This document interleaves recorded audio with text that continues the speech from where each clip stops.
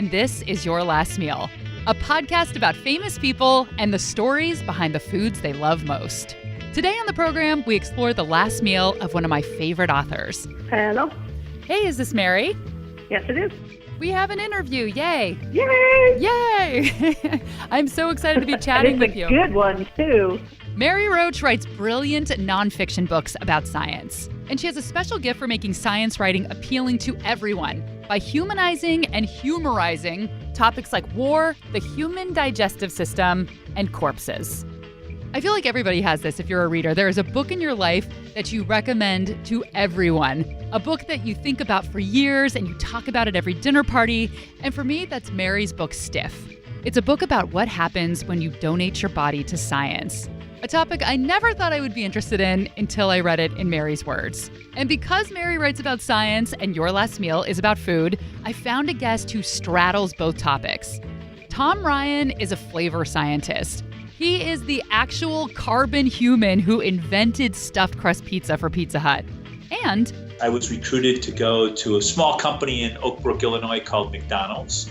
And McFlurry's, the dollar menu, McGriddles was probably my biggest one there. And we'll talk with oyster expert and author Rowan Jacobsen about the world's most perfect food.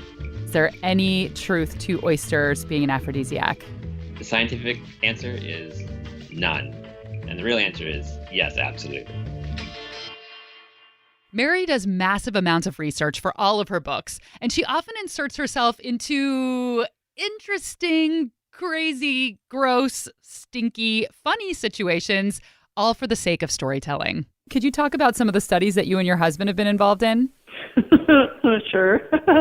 Most notably, I guess, would be a study in Bonk. And Bonk is a book about sexual physiology. In other words, bringing sexuality into the lab, which is a delightfully awkward proposition. And one of the things I wanted to get at was, well, what was that like for to bring couples into the laboratory to have sex and to document things that were happening in the body throughout the sexual response cycle. So what is that like, that awkward scenario? So I ended up volunteering myself and my husband for a study. It's a long story, but anyway, it was a very awkward evening because it was an ultrasound project. So there's the researcher who's holding the ultrasound wand to my belly. Obviously, my husband is behind me, and it was, like it didn't even really feel like sex. It just felt more like sort of an awkward medical procedure that you're going to get through. And it was more awkward, obviously, for him. The burden of performance was on him. Myself, I was taking notes through it all. And what? I'm doing my research. But while it was happening, I was like, this is going to be so fun to write up. I mean, the more awkward or unpleasant something is, the more fun it is for people to read. Can you set the scene a little? Because I'm imagining like bright fluorescent lights, this researcher wearing the white lab coat, and you guys on one of those like cold metal tables. Yeah, pretty much. It was this guy, it was in the imaging department at a hospital in London. It was after hours. The door was locked, so nobody could come in. But it was funny. He had kind of tried to make it a little more romantic. Like he put sheets on the table and kind of folded them down in an inviting way. And my husband had kind of joked, well, where's the soft lighting and the romantic music? And his name was Dr. Deng.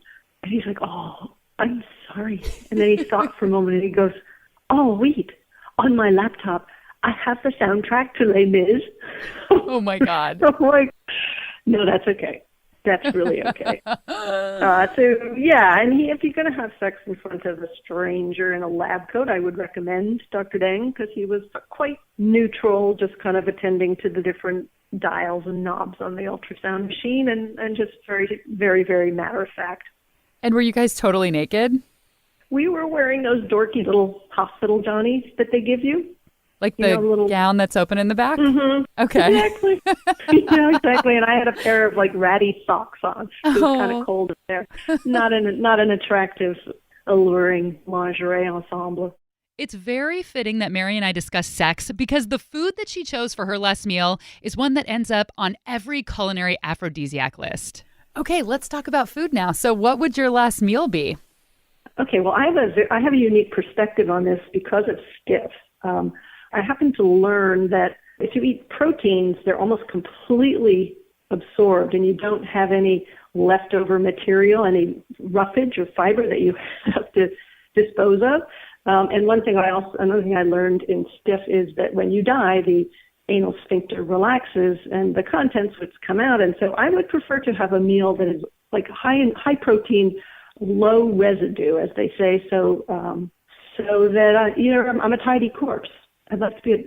I'd rather not be one of those messy corpses. So, and that would enable me to eat some of my favorite foods: sashimi, white tuna sashimi, oysters, raw oysters, fresh, raw, Miyagi's or Kumamoto's, the smaller ones. I don't like the big giant ones where you could see the different organs moving around. Maybe starting out with a soft-boiled egg with sea salt, and all of that would be completely absorbed. So you're not going to have a salad because there's a lot of roughage that's going to have to come out when you die. So do you want to be a clean corpse because you want to be considerate, or because of some sort of post-death embarrassment that people would be grossed out by you? Yeah, exactly. I don't want to gross anyone out. I don't want any stranger to have to wipe my butt. Wow. Just, so polite. Considerate, I know. If you're somebody who's kept a journal or a diary, you may feel the same way that I do, that I am so worried about somebody finding my journals and diaries after I die. And I feel like this is the next level version of that, being embarrassed when somebody finds your dirty, stinky corpse after you die. And I realized after speaking with Mary that the two brainiac, science-minded people that I've had on the podcast, Mary Roach and Neil deGrasse Tyson, both factored in circumstances to their last meal, not just the flavors and the nostalgia associated with the food. So Neil deGrasse Tyson chose lobster because he said it's a food that takes a long time to eat. You have to crack open all of the shells, and he wanted to stall his death. And Mary Roach chose foods that would keep her corpse clean. Who is this woman? I love her. And one way to keep your corpse clean is to eat raw oysters on the half shell. What would you garnish yours with? How do you like to eat your raw oysters? Just lemon. Just lemon. Yeah, just a squeeze of lemon. Because I love that briny sip of ocean that you get with the oyster. And if you put on that, what is it, mignonette or whatever, the little sauce with the shallots in it. Yeah, it kind of messes with the purity of the oyster ocean experience. Do you have a favorite place to eat oysters? Yeah, I love Hog Island, they're locally grown up on Tamales Bay, about an hour north of where I live, and you can sit out on the bay where the oysters are farmed and eat them in the sun, sitting there. So that's a nice place to have oysters. Hog Island Oyster Company is in Marin County on the Northern California coast. It's about an hour north of San Francisco. And I agree, eating oysters in the sunshine on the beach where they are grown is the absolute best way to eat oysters. And when you eat them plain, without lemon or cocktail sauce or mignonette, you can really start to taste the difference between the different varieties of oysters. Some are sweet, some have this stronger mineral quality, some are more briny, some are mild. And the reason that I'm talking so much about oysters and I'm so excited about them is because Mary cracked into my last meal, something that I've never mentioned on the program before. There it is, raw oysters. That would be my choice for my last meal, and I would have them with no accoutrement on the beach. I would shuck them myself and have them with a dry, probably Sauvignon Blanc, even though I'm not a big wine person, but that tends to go really well with oysters. So I'm not the only one, and Mary's not the only one who's going to wax poetic about oysters today. I called up Rowan Jacobsen. He's written 2 very comprehensive books about oysters, including The Essential Oyster. And he agrees that Hog Island oysters are fantastic. That's been a famous oyster growing area for a century. Hog Islands are a Pacific oyster, and they have a really fruity, salty taste to them. And they tend to have these gorgeous shells also because of the way they're grown. And you can really see the minerality in the shells. So you see all these purples and pinks and white swirls, kind of. They're super elegant, sort of very Japanese style oysters. And there's this really great word that you should know called terroir, which, of course, is a French word and probably really pronounced terroir. But us dumb Americans say terroir. And this refers to a food tasting different depending on where it's grown. This word is often used when talking about wine because where the grapes are grown influence how they taste based on the soil, the climate, and the topography. So the same is definitely true with oysters. Oysters taste different depending on where they're grown around the country, and that has to do with their terroir. Why do you think oysters are so divisive? I feel like people, including me and you, love them and are obsessed with them and can't get enough, or people just hate them and think they're disgusting. This is something I've definitely thought about through the years because, people are either on board or they're not. And if they're not, your odds of getting them on board are really low. So it's mostly the slime factor. It's a texture thing that just works for some people and doesn't work for others. I want to talk about the fact that it's so unique that we are eating this whole animal and it's still alive. I forget that sometimes. Can you talk about that? What are we eating when we're eating an oyster? You are eating a whole animal, every organ, every piece of it. And yes, it's still alive. You know, people make a big deal about that. But I always like to also add that when we eat our oysters, they tend to be really cold. They've been stored on ice. And when oysters get cold, they go into hibernation, basically like suspended animation.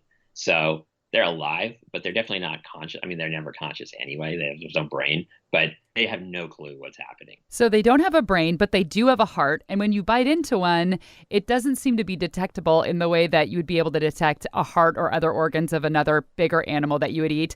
What does an oyster have inside? And is it true that I read that is it salt water for blood? Yeah, basically the salt water is their circulatory system. They're very simple. Yeah, the heart is about the size of a little pencil eraser or something. It's tiny. When you open an oyster, you really see three main parts. The belly is the sort of the round puffy part. And then you'll see a little like disc that's much more ivory colored. And that's the muscle that they use to attach their shells and to keep their shell closed. And that's what you cut when you open the oyster. And then the third part is the gill, which is this little fan along the outer edge of the oyster, which is what they use to filter their food. I think eating raw oysters is probably the most savage culinary experience. So you take an oyster, it's still alive, you stab it with a knife, you crank it open, pry it out of the shell with a knife, tilt your head back with glee, and then just slide it down your gullet and eat it completely whole while it's still alive. And then you say, and you probably have some more. But we do it in the name of taste. The taste and texture of an oyster is unlike any other food. It is absolutely delicious. We're going to take a quick break, but when we come back, I ask this VIQ. I invented that myself. Very important question. Who decided to put cocktail sauce on a frickin' oyster? Stick around.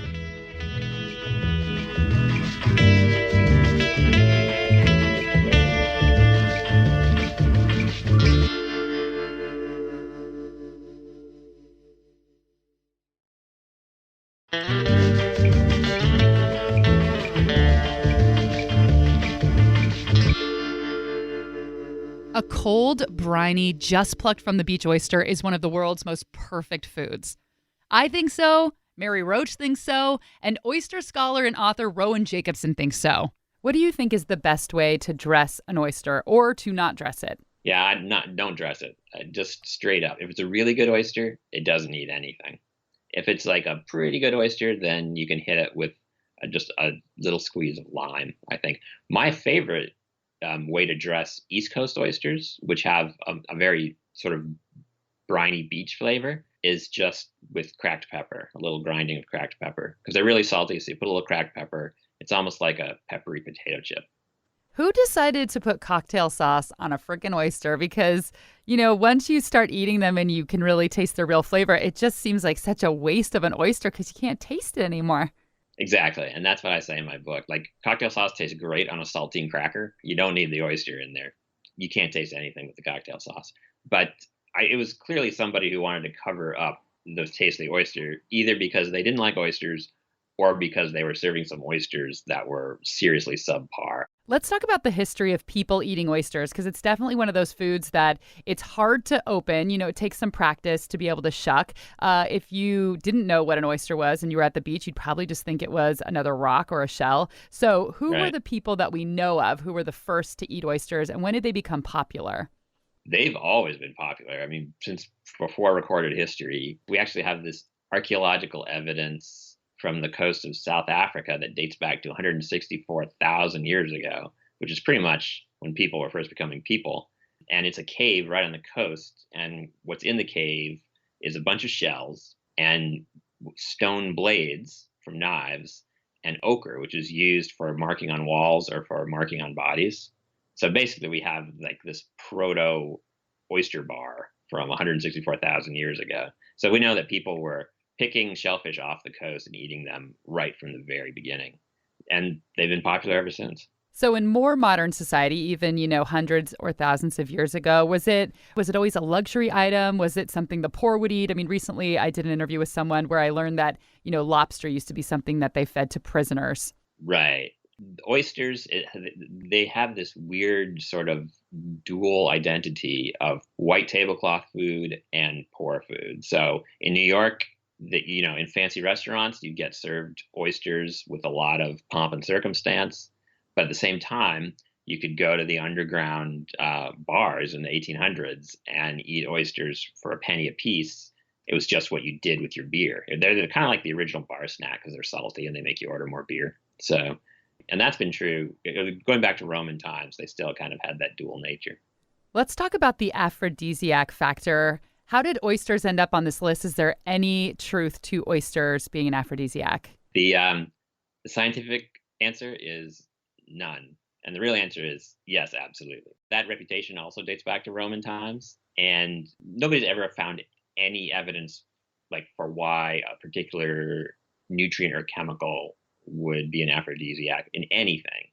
But oysters have always had that reputation, and it has a lot more to do with the mindset people are in when they're eating oysters. I've actually seen it all the time. Like you said, oysters are this raw animal that you're eating live. So they immediately put us into this sort of like primeval state of mind. And people get very excited about it. It's this primal experience. And once that primal experience is started, plus you're usually drinking something delicious at the same time, who knows where the evening's going to go from there. That's interesting. Now that you say that, I have a lot of very strong oyster memories. They're expensive, so you don't have this unlimited amount. So you kind of pay more attention maybe when they come and you really taste it and like savor it. But also I feel like good things have happened in my life over oysters where like I don't necessarily remember other meals I had when good things happen. Exactly. Yeah. No, they just raise the caliber of the evening instantly. Like they put everybody on high alert just because of the nature of the experience. So then you tend to have more interesting evenings. Just talking to Mary about oysters was an aphrodisiac for me. I was reading on your website about your interests and that you love Scrabble and thrift stores and mangoes. And I was like, wow, if I was online dating and you came up, I would totally click on you. The one thing that I wanted to ask you about was overseas supermarkets because they are so fun to go to. Is there a country in particular that, you have a memory of a really good supermarket or your favorite country to eat in? Well, my husband and I have this weird collection of foods with, I don't know even how to explain this, but I'm going to tell you one of them in the collection. It's a Swedish candy bar called Plop. Okay. There's also a kind of Twinkie-like item from somewhere in South America called Collon, Collon. I see what you're doing here. There's a Japanese coffee that is BM brand, and another canned coffee that's Mr. Brown. So we have this collection of kind of potty humor food items. Oh, there's a little hotel. This isn't food. It's a hotel shampoo packet, but it says it's from China, and it says sham space poo. They also have that drink called cow piss. They do. Yes, they do. Yeah. There's a dishwashing detergent in Iran that someone brought back for me, and it's called Barf. That's excellent. Is this something you have displayed in your house? Yes, it's displayed on a shelf in the bathroom. Oh, it's in the bathroom. So the only time maybe you have food in the bathroom. Yes, right. Yes, exactly. And sometimes people just glance at it and they don't read the labels and they think, why do these people have food items stored in their bathroom? Well, I hope after this podcast that people will send you these things now when they hear about them or when they see them when they're traveling. I sure hope so. This is by far the most fecal episode of Your Last Meal ever because we've never talked about feces at all in any form. But as someone who grew up in a family who loved talking about bathroom activities at the dinner table, I am totally comfortable with this. And I'm so sorry if you're not. But me and Mary Roach, food, clean corpses, bathroom talk. Would you guys be mad if we just talked about one more gross thing?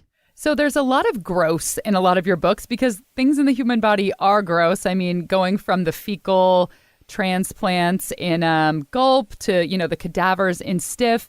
Is there anything that was too gross for you when you were doing research and in person and interviewing people that was a little too much for you? The only experience I've ever had where I couldn't take it and I had to leave was not, in fact, for book research. I am friends with the medical examiner for the city of Oakland, and she takes great delight in trying to gross me out, and I think of myself as someone who isn't easily grossed out. And one time she said, "You should come down. We have some really interesting cases."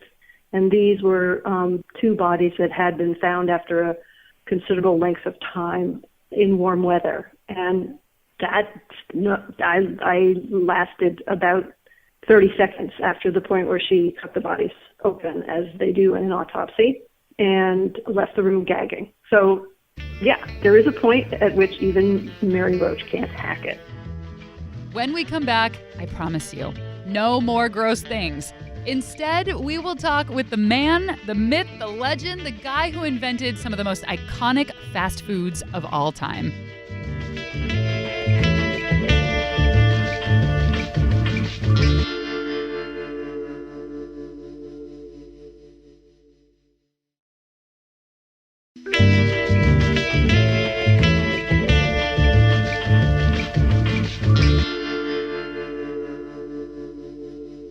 Stuffed crust pizza does not grow on trees. Somebody actually had to invent it, and that man is Tom Ryan, CEO and founder of the Smashburger chain and Tom's Urban Restaurants. I got into this curriculum called food science, which I was shocked and amazed at the technical depth of scientific thinking behind mostly packaged good foods that we take for granted every day. So I have a master's degree in lipid toxicology, if you will. And then I kind of went on to get a PhD in flavor and fragrance chemistry, which was insightful curriculum on how to create either great flavors or how to prevent bad ones. Tom has done R&D and concept development for big chains like McDonald's, Long John Silver's, Quiznos, and Pizza Hut. Let's start with the stuffed crust pizza.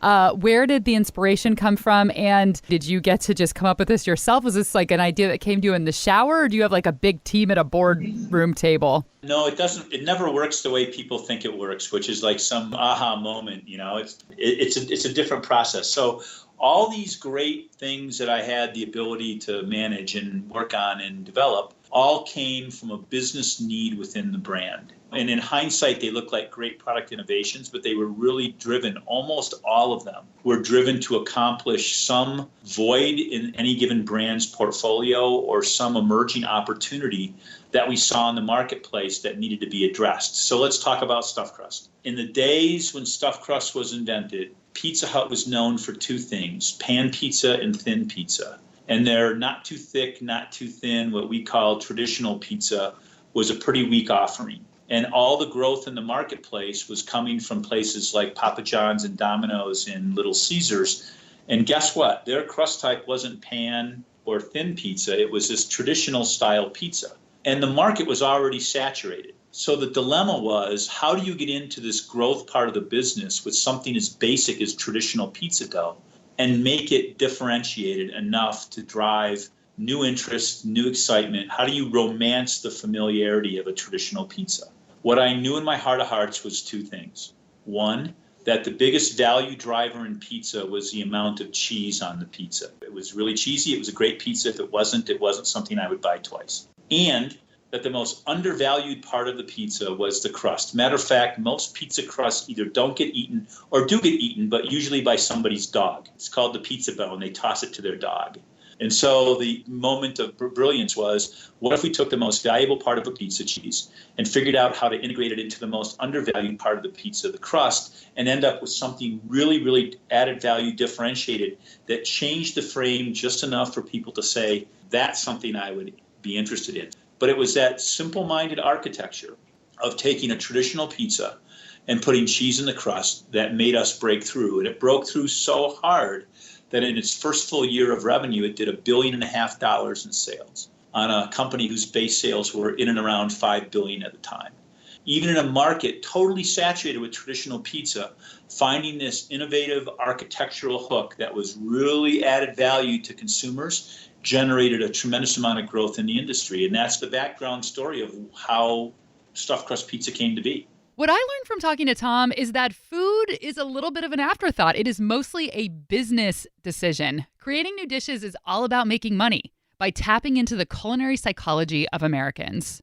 What have you learned about Americans doing all of this research that leads to creating these products? I mean, you talked about, what people want in a pizza and what they don't want. Are there some themes that you found just about what Americans like?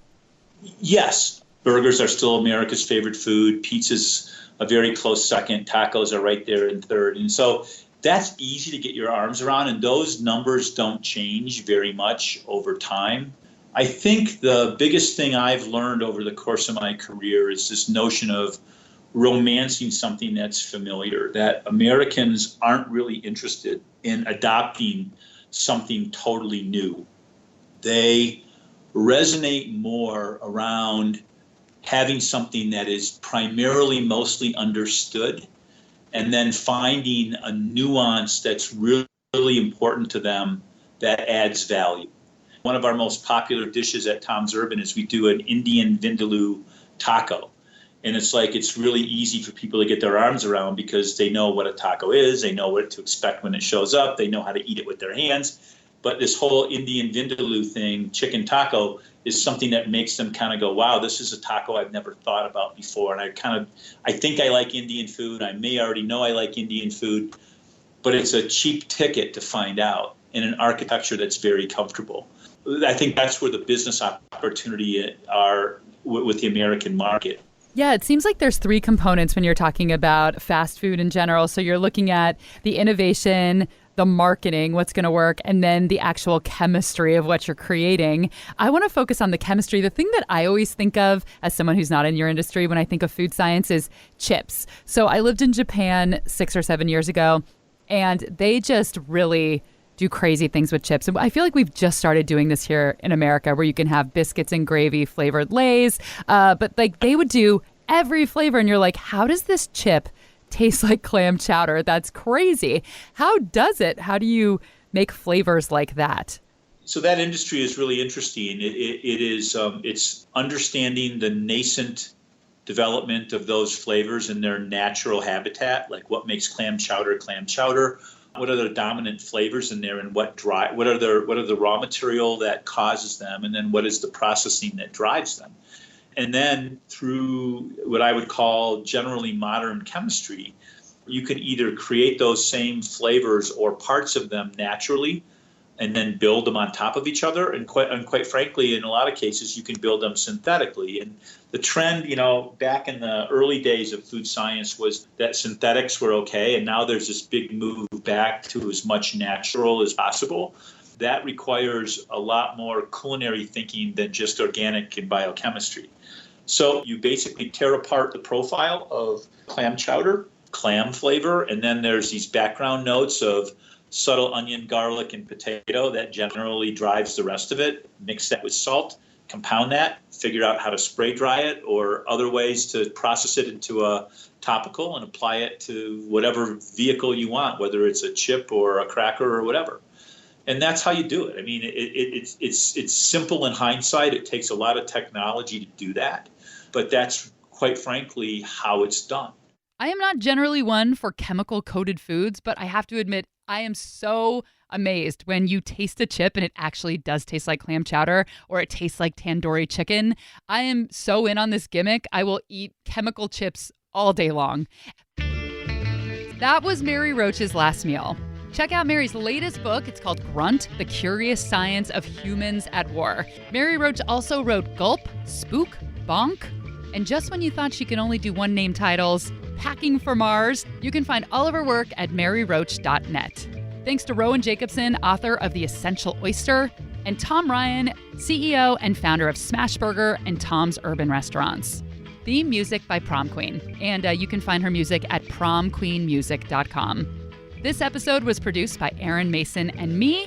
And pretty please, if you haven't already, subscribe to the podcast. And more importantly, leave a review. I know us podcasters are constantly saying the same thing, kind of like your mother telling you to put on a jacket. But you don't have to wear a jacket to leave a review for your last meal.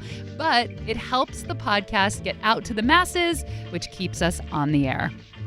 I'm Rachel Belle, and this is Your Last Meal.